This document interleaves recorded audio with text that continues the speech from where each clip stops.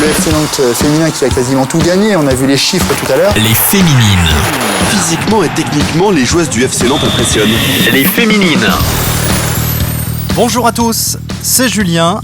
Vous écoutez le podcast Les Féminines avec Alouette, la radio partenaire du FC Nantes. Les Féminines, un podcast qui met à l'honneur les joueuses de l'équipe féminine du FC Nantes. Pour ce 3e numéro, partons à la rencontre de Margot Bueno, originaire du sud de la France. Quand on est petit, on était nus parce que je pense qu'on essaye de compenser malgré tout et depuis petite, je pense que je suis comme ça. Margot est arrivée cet été de Rodez.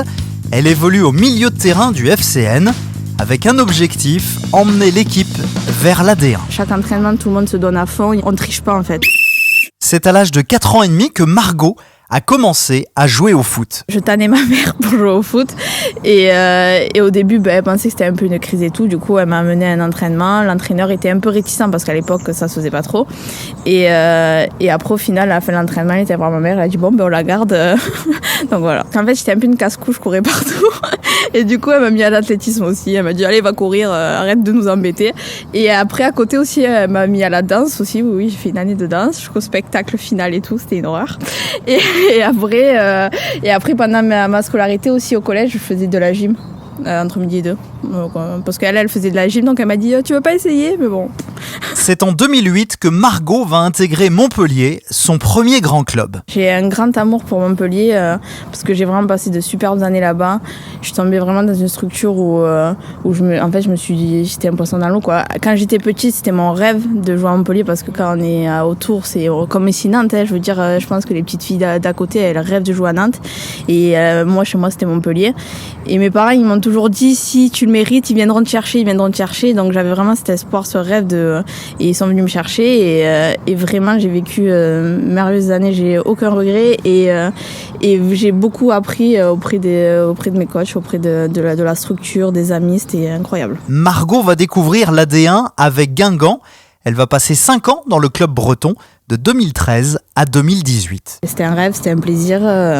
C'était de merveilleuses années. Là, c'était vraiment une famille, quoi.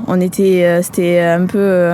C'est le club guingampais. C'est pas pareil que Montpellier parce que Montpellier c'est quand même réputé au niveau financier, etc. On nous aide. C'est beaucoup dans les structures, alors qu'à Guingamp on est parti quand même de zéro.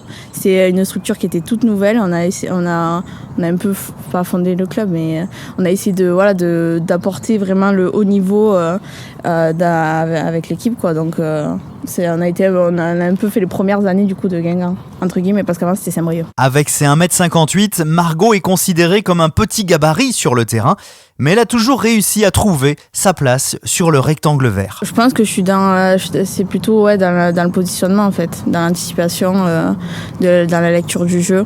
Quand on est petit, on était nus parce que je pense qu'on essaye de compenser malgré tout et depuis petite, je pense que je suis comme ça. Et bon, ça c'est un truc qu'il faut pas perdre du coup quand on est petit. Mais ouais, je pense que c'est comme ça que je compense aussi. Après ses aventures guingampaises, Margot va passer par Grenoble et Rodez, où elle jouera au total une 40aine de matchs en D2. Chaque club et chaque équipe a son histoire, a son expérience. Et c'est vrai que d'avoir fait ça, ça m'a apporté l'expérience dans le sens que j'ai découvert de nouvelles personnes, de nouvelles structures. Et en fait, ça t'aide à comprendre quand on reste dans une même structure tout le temps. Après, on se rend pas vraiment compte comment c'est ailleurs, etc. Ça m'a apporté l'expérience dans le sens que là, à l'heure d'aujourd'hui, même dans la D2 française et tout, j'arrive quand même à avoir un certain recul que j'avais pas avant. C'est la suite de ce podcast Les Féminines où nous découvrons la milieu de terrain du FCN Margot Bueno. Margot qui vit de sa passion, le football. La joueuse a une règle d'or, garder le sourire. Pour moi, égoïstement, en fait, j'ai besoin d'être dans un contexte où je me sens bien, où on sourit, où on rigole. Après, bien sûr, où on travaille, mais j'ai besoin de ça, en fait. Du sourire aussi dans les vestiaires. Pareil.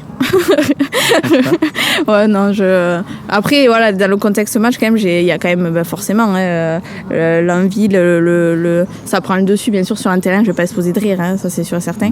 Mais j'aime bien, même à moins 1 heure du match, rire dans les vestiaires. Je trouve ça c'est important. Ça relie les gens. J'aime. Enfin, moi, c'est mon truc.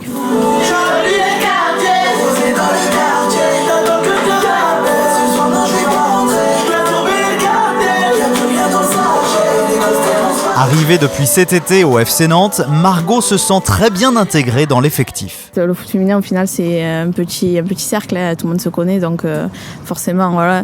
Mais l'intégration elle a été super, moi je me sens hyper bien, mais je pense que c'est le cas, ça se ressent que tout le monde a sa place et tout le monde se sent bien dans l'équipe, donc c'est super bien en fait. Avec un objectif pour Margot, la montée en D1. Ça serait d'aider le maximum l'équipe, quoi, que au final on arrive à monter et à un mois en étant irréprochable et à chaque fois à chaque fois que je peux jouer ou quoi avoir un impact positif et apporter ce que je peux apporter, quoi. Après que ce soit même dans le vestiaire à côté, je sais que j'ai une expérience que d'autres filles n'ont pas et je pense important avant les matchs justement de leur dire par exemple fais attention à ça, d'avoir un peu on sait jamais ce qu'un match va être, mais avec l'expérience on peut un peu le deviner et de leur apporter ça aussi, je pense que c'est important niveau qualitatif et même dans l'esprit, quoi.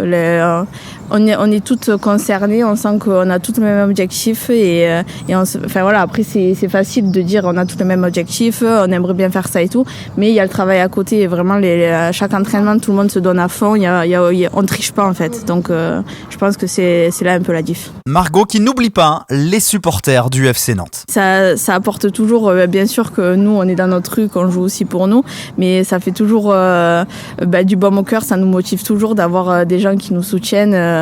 Là, quand on jouait à huis clos, il y a quand même des gens qui passaient, qui essayaient de regarder les matchs, nous encourager. Et rien que ça, c'était vraiment fort parce que ça nous motive, quoi. C'est forcément. Merci d'avoir écouté ce podcast Les Féminines, une interview de Mathieu Gruaz. Cet épisode a été réalisé avec Alouette, la radio partenaire du FC Nantes. Vous pouvez nous retrouver sur toutes les plateformes de podcast. Abonnez-vous pour ne manquer aucun épisode.